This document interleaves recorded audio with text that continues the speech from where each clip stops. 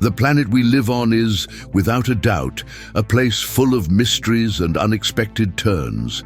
Imagine, around 3 million years ago, Australopithecus roamed the African plains in search of food, always alert to the dangers around. Today, we discuss this ancient creature with a simple tap on a screen. But do we truly understand our own origins? In the rush of everyday life, we rarely stop to reflect on fundamental questions like, where did we come from? But how did we get here? At what point did we cease to be just one more species among many and become human? This is a topic that stirs deep emotions. For some, it raises existential questions.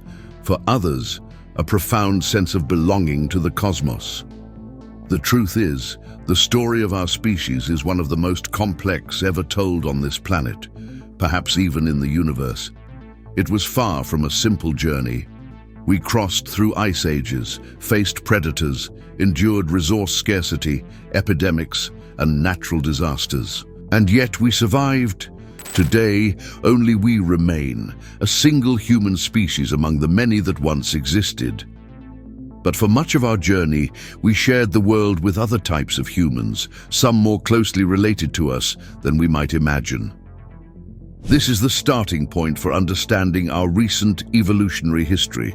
Prepare to explore a rich narrative full of surprises, told in 3 major chapters, each with its own characters and plot twists.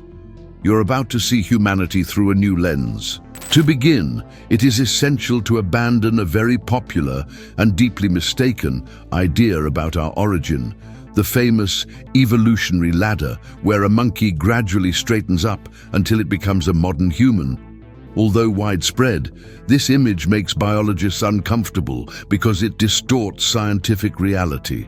Humans did not descend from chimpanzees, nor did our ancestors walk like them, knuckle-walking on all fours. That type of movement emerged after the evolutionary split between our lineages, just like our upright gait did. It is important to understand that chimpanzees and humans are equally products of evolution. Evolution is not a straight line or a constant upward path. It is a series of changes over time, shaped by environmental and genetic challenges. We and the chimpanzees share a common ancestor who lived around 7 million years ago. The idea of the ladder suggests a direct progression, but what actually happened was something far more branched, a tree full of limbs, where many human species existed at the same time, and not all are part of our direct line of descent. The mistaken image of the ladder also leads to scientifically unfounded questions like, why did we evolve and chimpanzees didn't? They evolved too, just in a different direction. If upright posture was so important in our evolution, how did it really come about? The answer is more intriguing than it may seem. The common ancestor of humans and chimpanzees did not resemble them more than it resembled us. It was an intermediate creature with its own distinct traits. This detail reveals much about how our species emerged and became distinct from all the others. Ardipithecus, the dawn of bipedalism.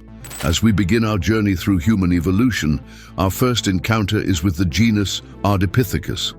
This ancient creature inhabited the African forests between approximately 5.7 and 4.4 million years ago, surviving for more than 1 million years in its environment. Its adaptive success shows that even in the earliest stages of the human lineage, there were already hominins well suited to their surroundings. Ardipithecus had a shorter body structure and anatomical traits that occupy an intermediate position between the common ancestor shared with chimpanzees and modern humans. Even today, its placement on the hominin family tree remains a topic of debate among scientists. This species is thought to have emerged around 2 million years after the split between the human and chimpanzee lineages. For this reason, it is considered a key piece in understanding what the last common ancestor between us and our primate relatives might have been like. Some researchers believe that the earliest representatives of the human genus may have evolved from Ardipithecus, which would place it directly in our ancestral line. Others, however, argue that it was a parallel group, a sister branch that followed its own evolutionary path without leaving direct descendants. For a long time, it was imagined that bipedal posture, one of the main human traits, had arisen as an adaptation to life on open savannas, far from the forests. Walking on two legs would have made it possible to carry food, better observe the surroundings, and access more distant resources. However, discoveries involving Ardipithecus challenge this view.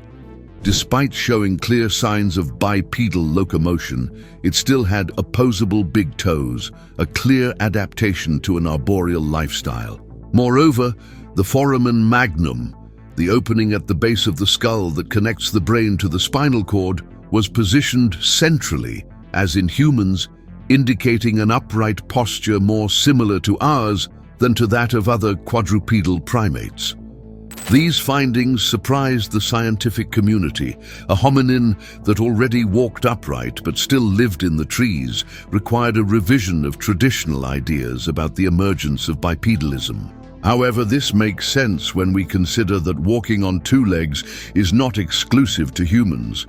Gorillas and chimpanzees do so occasionally as well. The difference is that, for the earliest hominins, bipedalism ceased to be occasional and became a consistent trait. In the case of Ardipithecus, its lifestyle was that of a bipedal frugivore. Its diet was based primarily on fruits, vegetables, and roots, with occasional meat consumption, being more often prey than predator. It coexisted with dangerous fauna, crocodiles, large felines, birds of prey, and hyenas during the end of the Miocene and the beginning of the Pliocene. An intriguing fact is that the brain of Ardipithecus was even smaller than that of modern chimpanzees. This suggests that after the lineage split, the chimpanzee brain also underwent a growth process, contradicting the idea that brain enlargement was the first major innovation in the human line. For a long time, it was believed that brain development had driven the adoption of bipedalism. Today, the evidence points in the opposite direction. We walked on two legs for millions of years before our brains began to expand significantly. This shows that evolution is far from following a predictable or linear path. Among the bipedal hominins, the first to adopt locomotion on two legs more definitively was Australopithecus. This genus, which lived between approximately 4.5 and 1.2 million years ago, plays a crucial role in our evolutionary journey. It is believed that modern humans descend from one of its species, such as the famous Australopithecus afarensis. They already displayed a body posture more similar to ours, with an S-shaped spine and short hips, although they were shorter in height, between 1 and 1.4 meters, and exhibited strong sexual dimorphism, with males being significantly larger than females. The cranial capacity of Australopithecus was slightly larger than that of chimpanzees, but still represented only about 40% of the size of the modern human brain. These data indicate that, although still cognitively distant from us, they had already taken important anatomical steps toward the human form. The human brain and its evolutionary costs. The growth of the human brain was an extraordinary achievement, but it came at a high price. This is because the brain is the most energy-demanding organ in the body. To sustain its expansion over time, our organism had to make major trade-offs. Among them, one of the most challenging occurred in the pelvis. Bipedal locomotion required the pelvis to become more compact and efficient for upright walking, which ultimately narrowed the birth canal. This made human childbirth one of the most complicated in the animal kingdom. While most mammals give birth to offspring that are relatively small in proportion to their bodies, making delivery easier, humans faced the evolutionary dilemma of having brains that were too large for a narrow pelvis. As a result, we began to be born premature in terms of development. Human babies come into the world with still developing brains, requiring many years of care and learning. This was made possible by the natural selection of genes that delayed maturation, a process known as neoteny. Neoteny profoundly shaped our species. It causes juvenile traits to be retained into adulthood. That is why our faces resemble those of young primates: large eyes, short faces, and proportionally large heads. These features are not merely aesthetic, they are evidence of the path our evolution has taken. The very Australopithecus, upon adopting an upright posture, already displayed a facial structure that, surprisingly, was approaching our own. Over time, however, the African environment began to change. Tropical forests retreated, replaced by drier and more open savannas. This new landscape offered more predictable resources, encouraging hominins to descend from the trees and explore the ground. This environmental shift was decisive. It spurred physical and behavioral transformations that would shape future generations. Over the past 7 million years, Africa has been home to an impressive diversity of bipedal hominins, but the Australopithecus genus stood out for its adaptability. A striking piece of evidence for this evolution is the famous Latoli footprints in Tanzania, dated to approximately 3.7 million years ago. These fossilized footprints indicate that we were already walking consistently on 2 legs, with feet adapted for terrestrial locomotion, without the side-facing big toes typical of arboreal primates. Australopithecus had versatile dentition, allowing for an omnivorous diet. Their teeth show wear patterns consistent with the consumption of a wide variety of foods: roots, leaves, fruits, nuts, and occasionally meat. This gave them an advantage in an ever-changing environment like the African savannas. Another remarkable aspect is these hominins' relationship with tools.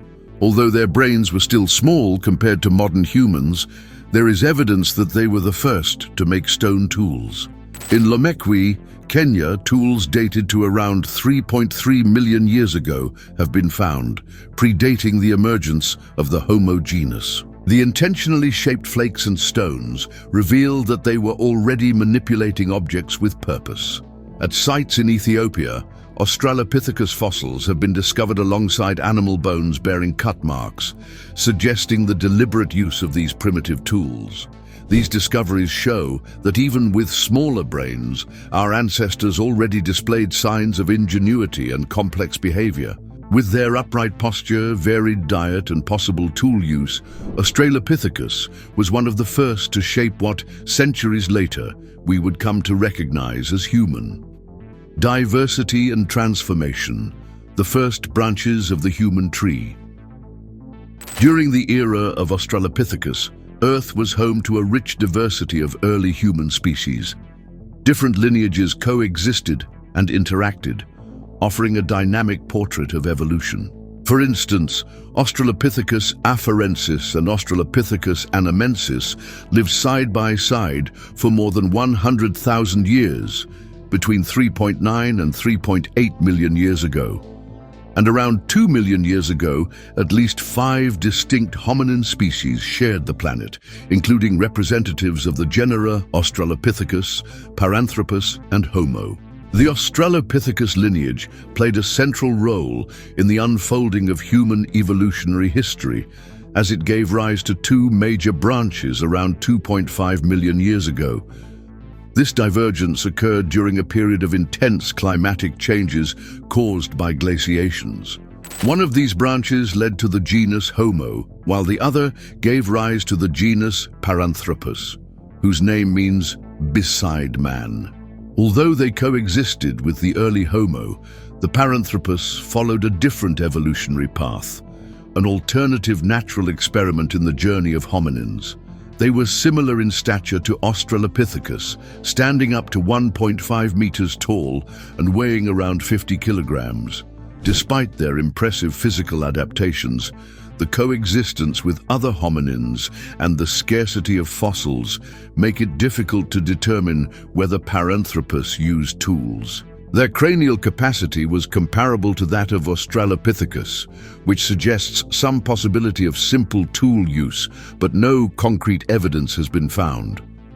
Around 1 million years ago, Paranthropus disappeared, roughly 200,000 years after the last Australopithecus vanished, leaving the Homo genus as the sole heir of the hominin lineage.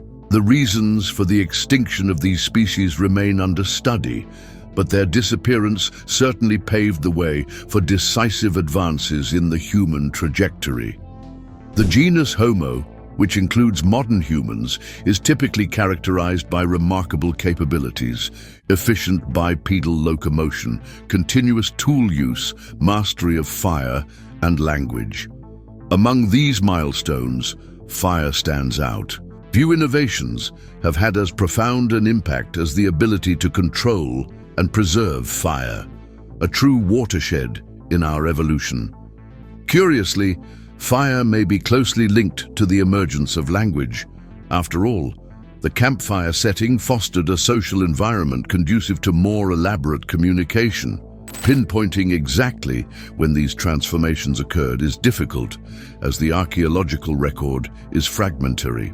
But we do know that even before learning how to ignite fire, our ancestors were already benefiting from it, taking advantage of natural wildfires and learning to keep flames burning for long periods.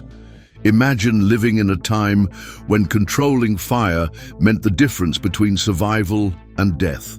This skill provided warmth on cold nights, protection from predators, and a new way to prepare food. Cooking allowed for the pre-digestion of food, reducing the metabolic effort required for digestion. Thus, fire did more than heat. It also digested for us, releasing more energy and facilitating nutrient absorption. This extra energy was crucial to support a growing brain, an organ that consumes enormous amounts of calories. Without fire, the brain leap that characterizes the Homo genus might never have occurred. Alongside fire, tool mastery became more refined and communication more effective. With more elaborate stone weapons, we became more efficient hunters, though we still relied on a varied and adaptable diet, one of the keys to our resilience as a species. When the Homo genus emerged around 2.5 million years ago, it still bore many physical similarities to both Australopithecus and Paranthropus, with which it coexisted for a long time. The diversity of species during this period compels us to rethink what the emergence of a new species truly means. Although evolution is often described as a linear transformation, a process known as anagenesis, other mechanisms are equally important. Cladogenesis, for instance, occurs when a population splits and gives rise to two distinct species. Anacladogenesis refers to the formation of a new species from an isolated group without the disappearance of the original one. These processes help explain why, at the beginning of the Pleistocene, there was such a great variety of coexisting hominins, each striving, in its own way, to survive and thrive in a constantly changing world. Homo habilis and Homo erectus. The beginning of the human journey. Among the earliest representatives of the genus Homo, Homo habilis stands out, its name literally meaning handy man. Dashel. Standing about 1 meter and 30 centimeters tall, it physically resembled the Australopithecus, but already displayed significant changes that mark a transitional point between primitive hominins and more advanced humans. Its existence reinforces the idea of evolution as a gradual process based on scientific evidence. One of its greatest innovations was the frequent use of tools, especially the so-called Oldowan tools, chipped stones with sharp edges used to process carcasses and cut food. Despite this ingenuity, there is no evidence that Homo habilis had mastered fire. It likely did not yet make campfires, which suggests that its use of the environment was more limited than that of its descendants. This species lived between 2.5 and 1.6 million years ago, mainly in Eastern Africa, and possibly also in the southern part of the continent. During its time, the planet was undergoing intense climatic changes, such as global temperature drops and shifts in ecosystems that profoundly impacted the fauna, including what is known as the megafauna. And it is worth remembering, human beings are also part of the megafauna. During periods of abrupt change, such as the end of the Pliocene, the most versatile and least specialized species tend to have better chances of survival. This pattern was observed during the extinction of the dinosaurs and also among the early hominins. The human capacity for adaptation, combined with an omnivorous diet and a constantly developing brain, was crucial for navigating these environmental and ecological transitions. Homo habilis is considered the most intelligent hominin of its time. Although it did not yet possess complex symbolic language, it is believed to have had rudimentary forms of communication. It likely used sounds, gestures, and clicks to interact with group members, as teaching tool-making techniques through observation alone would have been limited. More relevant than brain size was its internal organization, which already showed signs of greater specialization. With long arms and short legs, this hominin was still a good climber, retreating to trees for safety, although it already spent most of its time on the ground. In the last centuries of its existence, Homo habilis shared territory and time with an emerging new species, Homo erectus. This species had a larger brain and more linear features and was significantly taller, between 1 meter and 60 centimeters and 1 meter and 80 centimeters, displaying body proportions closer to ours, with more balanced arms and legs. With a narrow and elongated nose, adapted to hot and dry environments, Homo erectus is often considered the first fully human representative. Homo erectus is believed to have evolved from a population of Homo habilis, but it stood out for its remarkable degree of adaptability. Emerging about 2 million years ago, it survived until approximately 100,000 years ago, coexisting with all other known species of the Homo genus. It was also the first to migrate on a large scale out of Africa, expanding into the Middle East and Southern Asia around 1.8 million years ago. This territorial expansion is a milestone in its ingenuity and ability to survive in varied environments. Around 1 million years ago, evidence emerges that Homo erectus began to control fire. This had profound implications.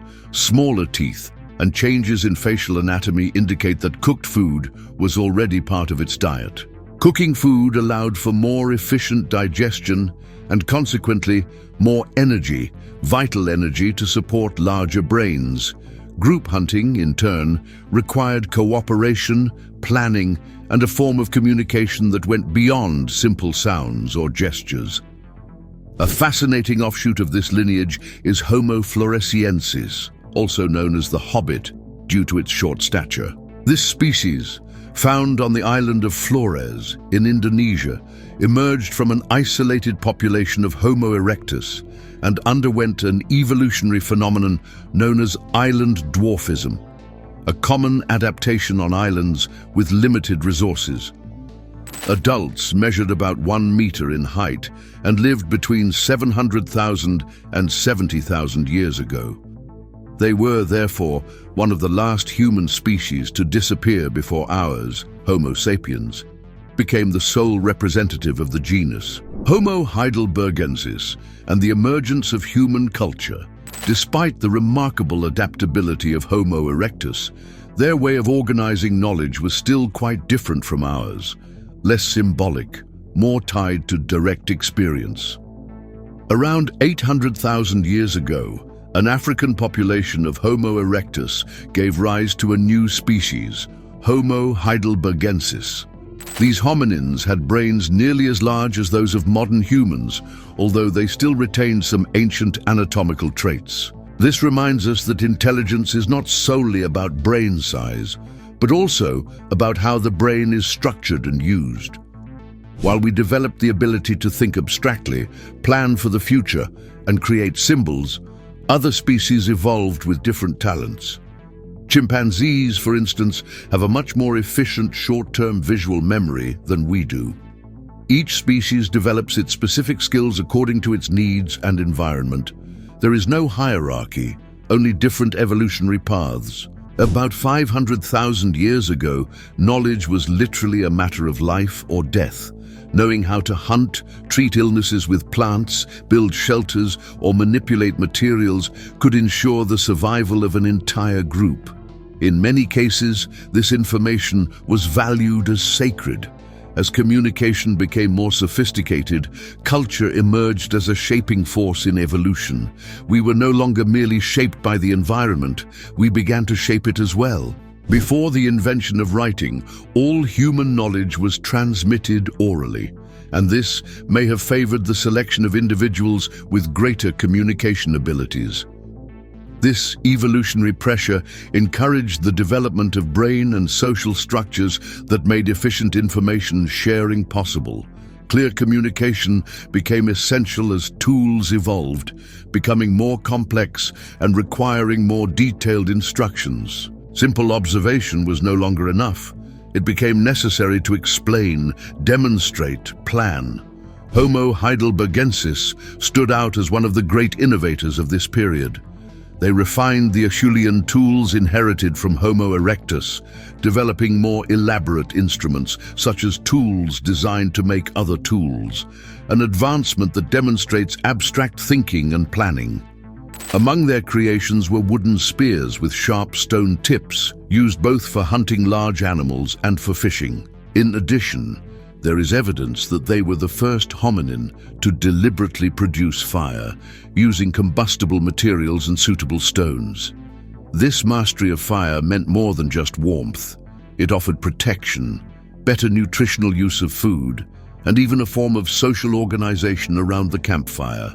Although they were not strictly carnivorous, these humans invested much of their ingenuity in developing weapons for hunting large prey. Attacking a single large animal as a group was more efficient than capturing multiple smaller ones. The anatomy of our shoulders and shoulder girdle, with their capacity for rotation and throwing strength, likely developed in this context, making us specialists in hurling objects with precision, a trait that sets us apart from other great apes. Homo heidelbergensis occupies a crucial place in the human family tree. With a wide distribution across Africa, Europe, and parts of Asia, their genetic and regional diversity led to the emergence of several lineages over time. This species represents an important transitional point in the Pleistocene. From it emerged various descendants, including us, Homo sapiens, and our extinct cousins, the Neanderthals. Homo neanderthalensis are perhaps the best-known extinct relatives of modern humans. However, their image has often been distorted. Far from being brutish or primitive, Neanderthals were highly developed in several areas, capable of competing with Homo sapiens in terms of technology, organization, and adaptation. It is believed they emerged from a population of heidelbergenses in Europe around 350,000 years ago, adapting to cold environments with robust bodies and advanced survival techniques. Neanderthals were the first extinct human species to be recognized by science, named after the Neander Valley in Germany, where the first fossils were found in the 19th century. At that time, Eurocentric ideas dominated scientific interpretations, promoting the notion that Europe might be the cradle of humanity, a narrative used to justify colonial and racist practices. This view was eventually refuted by archaeological and genetic evidence, which now point to Africa as the true point of origin for our species. Neanderthals and sapiens, the forgotten connection and the rise of human culture. The idea that the first humans emerged in Africa sounded absurd to early paleoanthropologists of the 19th century. At that time, the prevailing belief was that the most advanced evidence of human evolution would be found in Europe. The discovery of Neanderthals, with their compact, muscular, cold-adapted bodies, reinforced that narrative. With long, large skulls resembling the shape of an American football, Neanderthals possessed the largest brain volume among all known hominins, even larger than ours in absolute terms. However, size is not everything. Their intelligence was comparable to ours, though structured differently. Neanderthals spoke, created ornaments, musical instruments, and performed burials with ritual elements, suggesting a rich symbolic and technological universe. They mastered fire, crafted complex tools, and maintained an intense social life. They were not primitive. They were humans with a culture of their own. The most concrete evidence of our connection with Neanderthals lies within us. Genetic studies reveal that about 3% of the DNA of populations outside Africa is inherited from Neanderthals, the result of interbreeding that occurred when Homo sapiens migrated out of Africa and encountered these groups in Europe and Asia. This genetic exchange provided adaptive advantages, such as cold resistance, which helped our ancestors survive in environments very different from the African climate. This coexistence, over time, may have contributed to the assimilation of Neanderthals into sapiens populations until the species gradually became extinct. The first Homo sapiens likely emerged in eastern Africa, descending from populations of Homo erectus or Heidelbergensis. It is estimated that our lineage arose between 900,000 and 1 million years ago, sharing a common ancestor with the Neanderthals. Early sapiens already exhibited traits familiar to us: high, rounded skulls, upright foreheads, pronounced chins, and more delicate jaws, lacking the prominent dental arches of Neanderthals. They had slender bodies, dark skin, and tall stature, perfectly adapted to the African climate. Over time, different populations spread across the globe and, becoming isolated, began to develop distinct traits, the origin of the ethnic diversity we see today. Around 40,000 years ago, the last groups of Neanderthals disappeared, leaving sapiens as the only remaining human species. However, this hegemony was not built in isolation. Throughout our evolutionary journey, we shared the planet with several other human species, such as Homo erectus, Heidelbergensis, Neanderthals, Denisovans, among others. We exchanged genes, techniques, and experiences, weaving a complex web of relationships that enriched our history and enhanced our adaptability. Despite the common idea that Homo sapiens were a destructive force, eliminating other species, there is strong evidence that our social and cooperative nature was one of our greatest evolutionary advantages. Empathy, trust, and the ability to form bonds were essential for the rise of larger, more organized communities. Closed, hostile, and uncooperative groups faced greater difficulties in growing and innovating.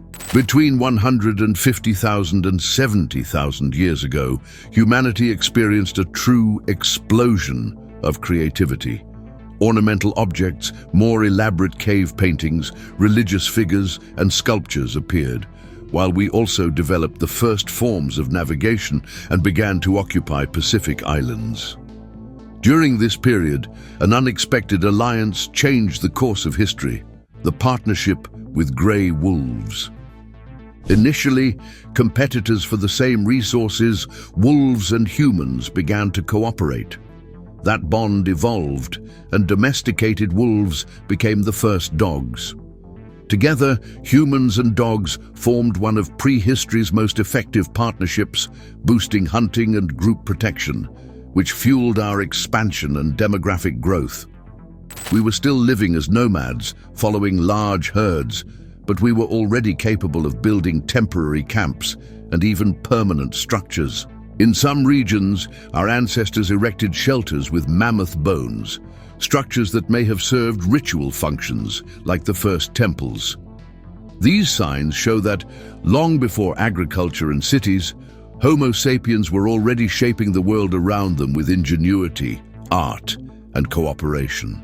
the final frontier and the future of humanity. The ultimate milestone in the journey of human expansion was the conquest of the American continent. Around 30,000 years ago, human groups began crossing the region now known as Beringia, a land bridge that during the last ice age connected Asia to Alaska.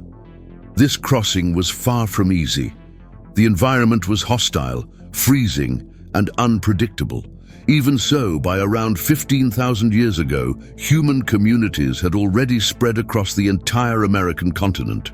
This past helps explain certain physical similarities between indigenous peoples of the Americas and Asian populations, such as slightly slanted eyes, straight hair, and sparse body hair. Native populations remained relatively isolated for millennia, until just over 500 years ago when European colonizers arrived. With them came disease, war, and exploitation, which led to the deaths of millions of indigenous people. Even today, isolated communities persist, particularly in the Amazon, with more than 100 groups living with little or no contact with modern society. Despite the Americas' cultural and historical richness, their history is often sidelined. One example is Lucia, considered the oldest human fossil ever found in South America, dating back about 12,000 years. But there is evidence of even earlier human presence. Fragments of giant sloth bones found in the Cuiabá region bear marks suggesting human manipulation more than 25,000 years ago. Much later, complex and extraordinary civilizations emerged, such as the Maya, Aztec, and Inca, known for their achievements in architecture, mathematics, and astronomy. With the end of the last great glaciation and the beginning of the Holocene, around 12,000 years ago, the climate became milder and more humid. Technically, we are still in an ice age, but this interglacial period allowed for crucial transformations in humanity's development. It was during this time that the megafauna began to disappear, and the first practices of agriculture and animal domestication began to emerge. This new way of life enabled human groups to settle in fertile regions, particularly along rivers, such as those in the Middle East. The shift from nomadism to a sedentary lifestyle gave rise to the first permanent settlements and, later, the first cities, such as Jericho, with ruins dated at 10,000 years old. From there, civilizations emerged, and with them, writing. In Mesopotamia, cuneiform writing began as a system to record economic transactions, but soon gave way to narratives such as the Epic of Gilgamesh, one of humanity's earliest literary texts. Since then, humanity's advancement has been shaped more by culture than biology. Today, we are more than 8 billion people, connected by economic, technological, and social networks. However, this revolution, which has made the world more comfortable for many, has also brought profound imbalances. The planet is facing a new mass extinction and a growing disparity among nations and peoples, with much of the global population, especially in the global periphery, excluded from the benefits of this transformation. Our species has reached a delicate point in its trajectory. We have acquired the ability to alter the planet on a global scale, affecting the climate and ecosystems. With that comes the responsibility to deal with these consequences and to imagine a sustainable path forward. The challenge has never been greater. It took us around 230,000 years to reach the first billion inhabitants. In the past 200 years, we have surged to more than 8 billion. This exponential growth raises questions about the future. Many wonder whether we will manage to maintain balance or if we are heading toward collapse, environmental, social, or even nuclear, before reaching an era of stability and sustainable expansion. Perhaps we are a rarity in the universe.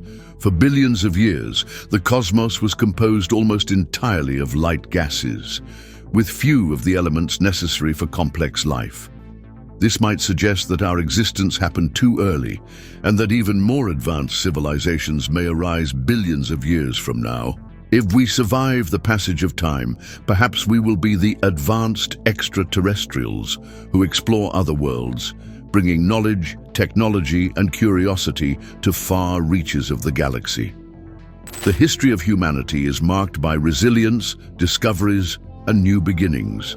From the ice of Beringia to the fires of the first cities, from flint tools to space rockets, we have crossed eras reinventing what it means to be human. But as we move forward, we must not forget the impact of our actions and our responsibility to preserve the only planet we know as home.